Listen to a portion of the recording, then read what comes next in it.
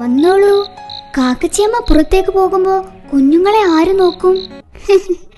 അതോ, ഞാനില്ലാത്തപ്പോ കുഞ്ഞുങ്ങളെ അവരുടെ മുത്തശ്ശി നോക്കും. മുത്തശ്ശി അവരെ പാട്ടുപാടി ഉറക്കും. എന്തു പറ്റി? പൂമ്പാറ്റപ്പെണ്ണിന് മുത്തശ്ശിയുണ്ട്, കാക്കക്കുഞ്ഞുങ്ങൾക്കും മുത്തശ്ശിയുണ്ട്. എനിക്ക് മാത്രം മുത്തശ്ശിയില്ല. എനിക്ക് കഥകൾ പറഞ്ഞു തരാനും കൂടെ കളിക്കാനും ആരുമില്ല. മോള് സങ്കടപ്പെടേണ്ട, മോൾക്ക് കൂട്ടുകാരായി ഞങ്ങളൊക്കെ ഇല്ലേ. സമയം സന്ധ്യയായി, മക്കൾക്ക് വിശക്കുന്നുണ്ടാവും. ഞാൻ പോട്ടെ. ആയിഷ, നീ അവിടെ എന്തെടുക്കുവാ?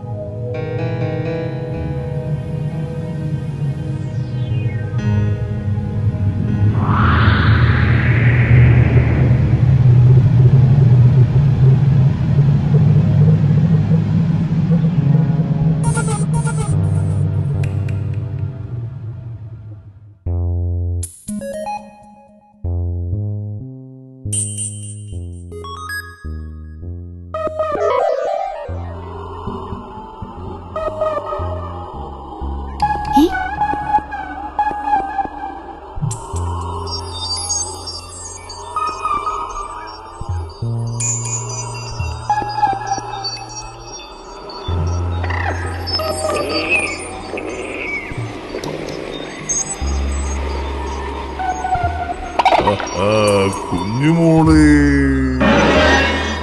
ആരാ?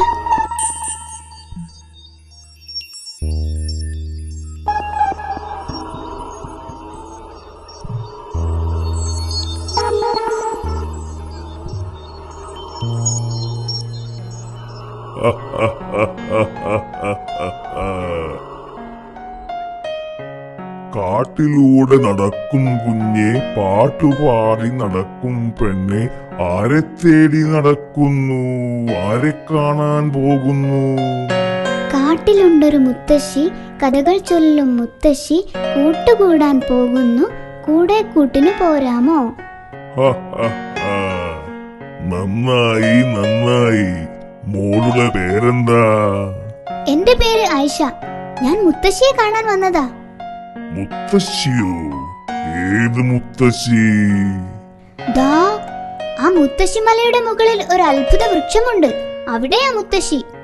ഓ, പൂമ്പാറ്റപ്പെണ്ണിന്റെ മുത്തശ്ശിയോ? മുത്തശ്ശിയെ കാണുന്നത് അത്ര എളുപ്പമുള്ള കാര്യമല്ല. പോകുന്ന വഴിയിൽ കാട്ടുമൃഗങ്ങളും പല ആപത്തുകളും ഉണ്ടാകും. നീ ഒറ്റയ്ക്കാണോ പോകുന്നത്? ഇവളെങ്ങനെ കാട്ടിലെത്തി? സൂക്ഷിക്കണം, ഇവൾ അപകടകാരിയായിരിക്കും. ഇവൾ എന്തിനിവിടെ വന്നോന്നറിയാൻ നമുക്ക് ഇവളുടെ പിന്നാലെ പോയി നോക്കാം. കാര്യം ശരിയാ, പക്ഷേ ഒരു പക്ഷേ അവൾ എന്തിനാണ് വന്നതെന്ന് അവൾക്കറിയില്ലല്ലോ. അല്ല, നമുക്കറിയില്ലല്ലോ. ഒരു പക്ഷേയുമില്ല. കാട് നമ്മുടെ വീടാണ്. ആരെയും നമ്മുടെ വീട്ടിൽ വന്ന് ശല്യം ചെയ്യാൻ അനുവദിക്കരുത്. നാട്ടിലുള്ളവർ കാട്ടിൽ വന്നാൽ കയ്യും കെട്ടി നോക്കി നിൽക്കാൻ എനിക്കാവില്ല. Come on, follow me. അയ്യോ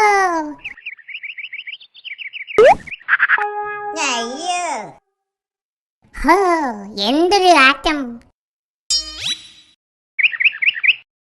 ഇവനെ ശരിയാക്കും.